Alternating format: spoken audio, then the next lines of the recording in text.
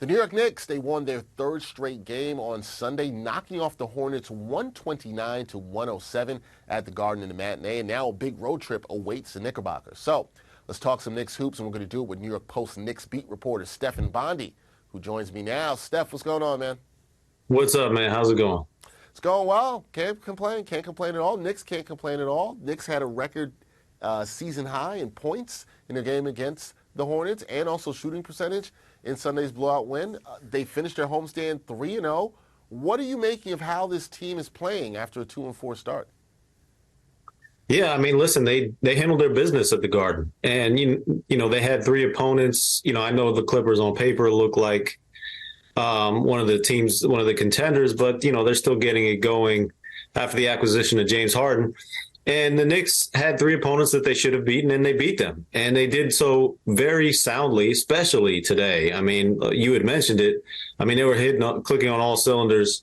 They led, I think, for the final 29 minutes of today's game, and really it wasn't close. It wasn't close. It was such a blowout that Tom Thibodeau, who never rests his starters, and he has a very different definition of what garbage time is. He sat most of his starters for the entire fourth quarter.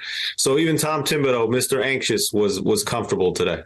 Yeah, he was comfortable. We don't see that much where we saw extended playing time for some of the reserves down on the depth chart. We saw that today. Don't see that quite often. Now, I want to talk to you about Mitchell Robinson because he didn't have the gaudy rebounding numbers against the Hornets that we've been seeing him put up lately. Only 5 offensive rebounds. We're saying that at this point for Mitchell Robinson, only 5. He's been very impressive defensively to start this season. Should the Knicks center be getting early consideration for Defensive Player of the Year? So Defensive Player of the Year is tough to project because I think you only give Defensive Player of the Year, at least historically, to teams that have a really good regular season record, top 4 in the conference kind of thing. I don't know where the Knicks are going to fall there. Right now it looks good, though. And you mentioned only 5 offensive rebounds. There's only one player in the NBA right now averaging 5 offensive rebounds, and that's Mitchell Robinson. And it's a kind of a weird dynamic thing because that's his most elite skill is offensive rebounding. So how that factors into the Defensive Player of the Year conversation is weird because it's an offensive thing, but it creates extra possessions. But other than that, yeah, I mean, listen, he's been elite in a lot of different areas, offensive rebounding being number one, but his rim protection has been great. The way that he's avoiding foul trouble, which was a problem earlier in his career, has been great.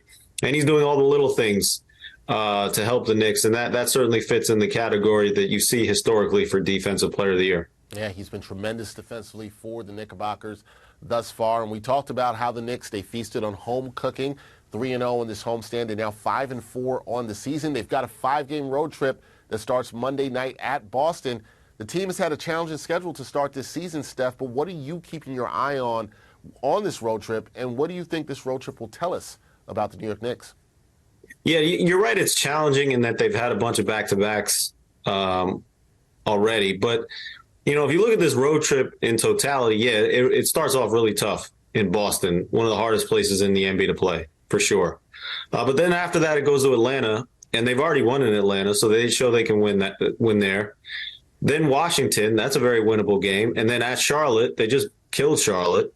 And then it ends in Minnesota. So I think for me, the Knicks have to be going into this road trip thinking there's no reason why we can't go 3-2.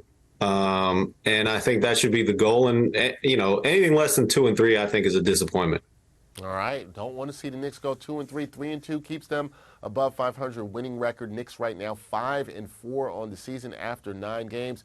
We'll see how they will be after this 5-game road trip, which starts in Boston on Monday night. Stefan Bondi will have you covered, as he always does, for the New York Post, a great beat writer covering the Knicks. Steph, always a pleasure to talk some Knicks. Yeah, man. Anytime. I love it. Thank you. Appreciate you, man. Thanks. We'll talk soon, okay?